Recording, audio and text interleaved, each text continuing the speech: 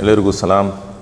ಇವತ್ತು ಮಾತಾಡಬೇಕಾಗಿರುವ ವಿಷಯ ಏನಂದರೆ, ಇದ್ರಿಸ್ ಪಾಷಾ ಎಂಬ ಒಬ್ಬ ವ್ಯಕ್ತಿಯನ್ನು ಅನ್ಯಾಯವಾಗಿ ಗೋರಕ್ಷಣೆಯ ಹೆಸರಿನಲ್ಲಿ ಕೆಲವರು ಕೊಂದಾಕಿದ್ದಾರೆ.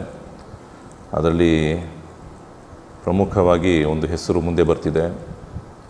ಪುನೀತ್ ಕೆರಳಿ ಎಂಬ ಒಬ್ಬ ವ್ಯಕ್ತಿ ಅಂತ ಆಲ್ರೆಡಿ FIR ಕೂಡ ಆಗಿದೆ. ಇವನನ್ನು ಹಿಡಿಯಬೇಕಂತ ಪೊಲೀಸ್ ಕೂಡ ಮುಂದೆ ಬಂದಿದೆ, ಆದರೆ ತಲೆಮರೆಯಾಗಿದ್ದಾನೆ ಅಂತ ಮಾಹಿತಿ ಸಿಕ್ಕಿದೆ.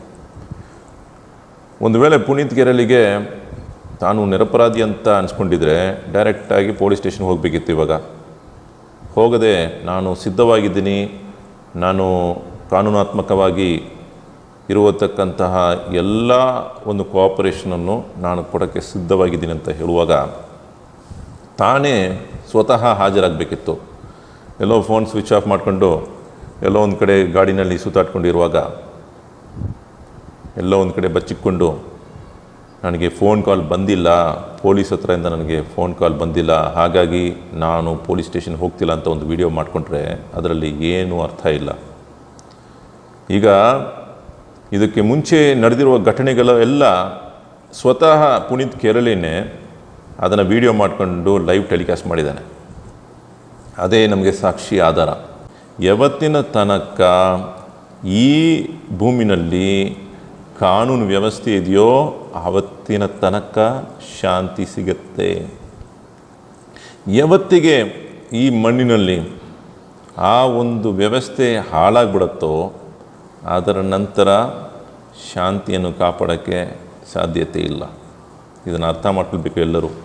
ಮತ್ತು ಜನರು ಸಹಕಾರ ನೀಡಬೇಕಾಗಿದೆ. ಇಲ್ಲಿ ಹಿಂದೂ ಮುಸ್ಲಿಂ ಮಾಡೋಂಗೆ ಏನಿಲ್ಲ. ಇಲ್ಲಿ ಗೌರ್ಮೆಂಟ್ ಆಫ್ ಇಂಡಿಯಾ ಖುದ್ದಾಗಿ ರಫ್ತು ಮಾಡ್ತಿದೆ. ಯಾವುದು ಗೋಮಾಂಸವನ್ನು ರಫ್ತು ಮಾಡ್ತಿದೆ. ಟನ್ಗಟ್ಟಲೆ, ಲಕ್ಷಾಂತರ ಟನ್ಗಟ್ಟಲೆ ಅವರು ಬಂದು ಇದನ್ನು ರಫ್ತು ಮಾಡ್ತಾಯಿದೆ. ಯಾಕಂದರೆ ಕಾನೂನಾತ್ಮಕವಾಗಿ ಅದನ್ನು ರಫ್ತು ಮಾಡ್ತಾಯಿದ್ದಾರೆ. ಅದೇ ರೀತಿ ಕಾನೂನಾತ್ಮಕವಾಗಿ ಒಬ್ಬ ಮಾರಾಟ ಮಾಡೋಕ್ಕೆ ಹೋದರೆ ಲೋಕಲ್ ಮಾರ್ಕೆಟ್ನಲ್ಲಿ ಅವನನ್ನು ಕೊಂದಾಗ್ತಿರಲ್ಲಪ್ಪ ಸ್ವಾಮಿ, ಇದು ಯಾವ ರೀತಿಯಲ್ಲಿ ನ್ಯಾಯ ಅಂತ ನೀವು ನಿಮ್ಮ ಮನಸ್ಸಾಕ್ಷಿ ಹತ್ರ ಕೇಳ್ಕೊಳ್ಳಿ. ಇದು ಭಾಳ ದೊಡ್ಡ ಅನ್ಯಾಯ ಆಗ್ತಿದೆ. ಎಲ್ಲರೂ ಸಂತೋಷವಾಗಿ ಜೀವನ ಮಾಡುವ ಆ ಒಂದು ಪದ್ಧತಿಯನ್ನು, ಆ ಒಂದು ಸಂಸ್ಕೃತಿಯನ್ನು ನಾವು ಉಳಿಸ್ಬೇಕಂದ್ರೆ ನ್ಯಾಯ ದೊರಕಿಸಬೇಕಾಗಿದೆ. ದಯವಿಟ್ಟು ಎಲ್ಲರೂ ಅವರವರ ಕರ್ತವ್ಯವನ್ನು ಮಾಡಿ, ನಮ್ಮ CM ಆಗಲಿ, ಹೋಮ್ ಮಿನಿಸ್ಟರ್ ಆಗಲಿ, ಮತ್ತು ಪೊಲೀಸ್ ಡಿಪಾರ್ಟ್ಮೆಂಟ್ ಆಗಲಿ, ಮತ್ತು ಮಾಧ್ಯಮಗಳಾಗಲಿ, ಎಲ್ಲ ನಿಮ್ಮ ಕರ್ತವ್ಯಗಳನ್ನು ಸರಿಯಾಗಿ ಮಾಡಿದ್ರೆ ಈ ರಾಜ್ಯದಲ್ಲಿ ಶಾಂತಿಯನ್ನು ಕಾಪಾಡೋಕ್ಕಾಗತ್ತೆ.